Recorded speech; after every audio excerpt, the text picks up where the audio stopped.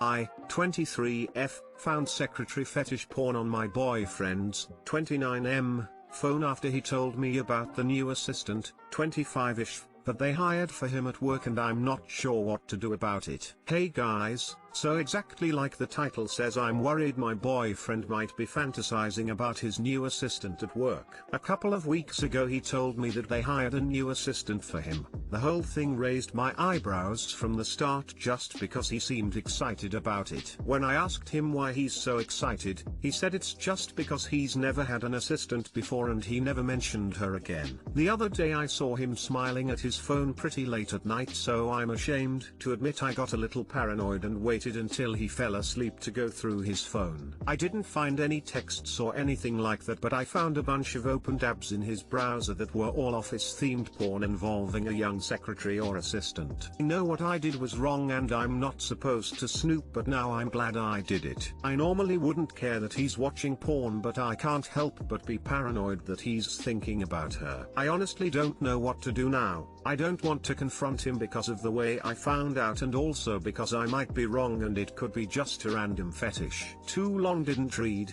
Found out my boyfriend has been jerking off to secretary porn 2 weeks after they hired a new assistant for him, and I'm worried that he's fantasizing about her or something, and I'm not sure what to do now. Edit. I have no idea how this turned into a pro-porn versus anti-porn debate in the comments, but I appreciate everyone taking time to leave out advice for me. I haven't gotten to read all of them yet, but I will now. Thanks for advice.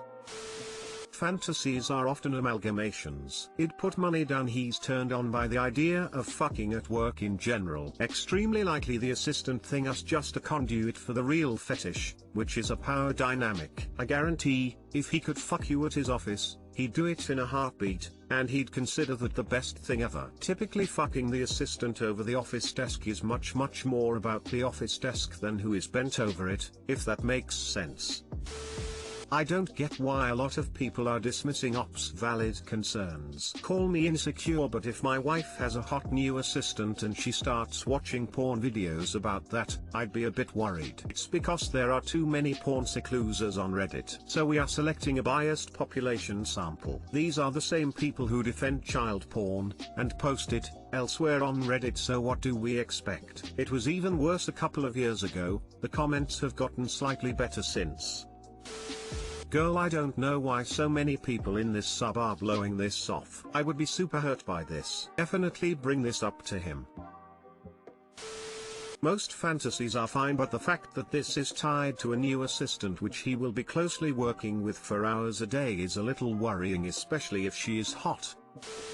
So, let me get this straight. She found out that her boyfriend might have been thinking about fucking his secretary, and you guys are telling her she has no right to be upset? Question mark.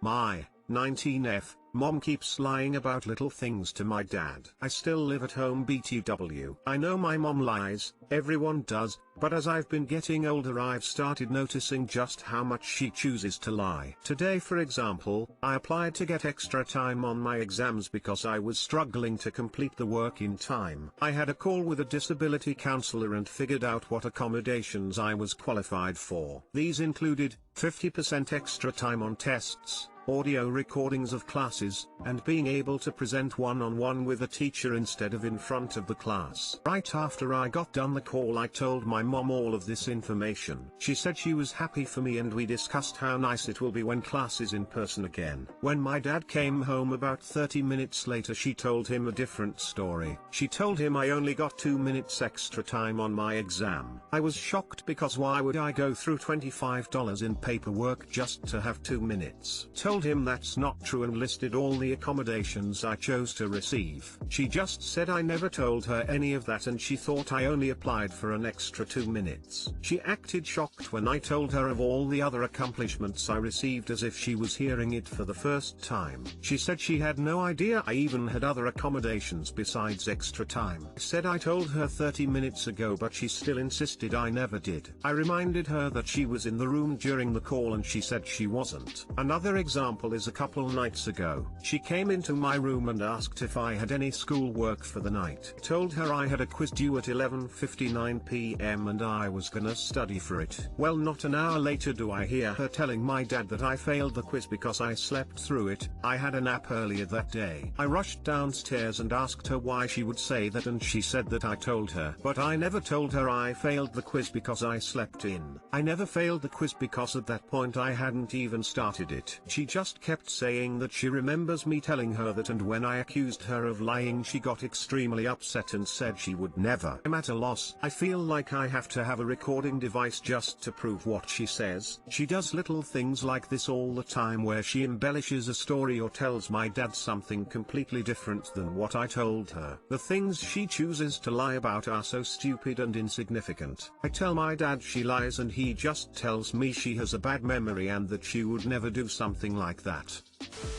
Does your mom only do this with you? If so, I'd start recording her. If she does it with everyone else, I'd suggest she see a professional. Is it possible that she has a form of hearing loss and is mishearing what you're saying to her? Could be possible, but she has never said anything about it. Start recording your interactions with her. She could be lying, but she could also be displaying some early signs of dementia. I don't think it's super common for dementia patients to change a story like this. Dementia usually looks like forgetting that you told her something altogether. Oh, I'm not a doctor, I'm just going off both of my grandmother's symptoms. At any rate, my advice is the same: talk to your dad. He needs to be aware of this, and he might have some insight. If he's as baffled as you, the two of you can look at lists of dementia symptoms and discuss whether or not she has displayed them in the past, and be on the lookout for future signs. Your dad is also in a better position to confront her if need be. Clarification question: has she always been like this? Your post made it sound like it's a somewhat new thing, which is why dementia is a concern. Plus, it's just really weird stuff to lie about. As you said, she doesn't really have a motive to lie. Sometimes dementia patients embellish to cover up for not remembering. Often they're not even consciously doing it though, they kind of knit little bits of information they do remember together to fill in the gaps without even knowing it. My GF started crying during sex. This requires a lot of explaining and is very NSFW for obvious reasons. To start, my 22 meters girlfriend, 20F, has been sexually assaulted 3 times in her past, the first time being losing her virginity. As we were getting intimate, I started pulling her hair, which never causes any problems, and she told me not to pull it so hard. I might have pulled harder than usual, but I don't think I did. She stopped sounding pleased and went silent, so I quit doing my thing. She burst into tears and started crying uncontrollably. I immediately started apologizing, to which she said it wasn't my fault at all, and consoled her. I get how I sparked some of her PTSD with regards to pulling her hair a bit hard, but now I feel like I'm no better than the person that originally assaulted her. Even though we love each other and live with each other, I'm kinda scared to be intimate with her, and I'm also scared to talk to her about this more because I don't want to spark something again. It's really messing with my head and I feel awful today. She and I both have been to therapy for depression and trauma, and we are fairly stable individuals. Why do I feel like I assaulted my girlfriend whom I love and plan to marry? How can I get over this? Please help.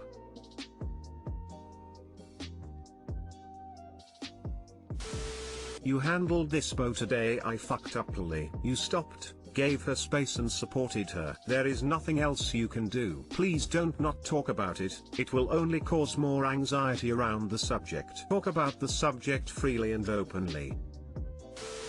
Don't feel guilty. It's not your fault she reacted that way, it's the person who assaulted her before. I just recommend trying to be more gentle and romantic with her when having sex. Focus on foreplay and make sure she seems like she wants it and is comfortable before you get going. Just do whatever she seems to like, let her be in control a little bit, that may help. She kinda has 2 moods, either super intimate and lovey or kinda rough and kinky. Sorry if that's TMI, but I'm not sure how better to explain my reasoning for pulling her hair. She said that she'd rather me continue to pull her hair sometimes and risk another breakdown to help get her emotions out. I just don't know if I feel comfortable taking that risk.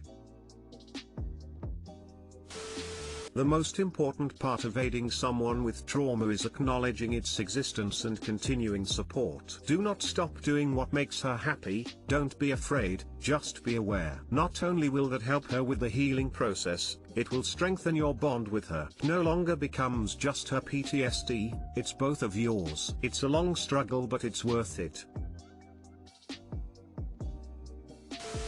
It happens more than you think. Sex can cause a lot of strong, almost uncontrollable emotions that you wouldn't normally associate with sex. You handled this great and you shouldn't make this about you. Why do I feel like I assaulted my girlfriend whom I love and plan to marry? You are trying to make sense an irrational situation about which you know very little and have little experience with. As a human, the odds are very high that you are going to try to figure this out by making it about you because yourself the easiest for you to relate to and understand. I am here to tell you that this wasn't your fault. You were not the cause. The cause is some demons she already had that showed their symptoms during sex. If you love her, you have to accept those demons are a part of her, and while it may make her do things like this, it doesn't make her bad or broken. And neither are you.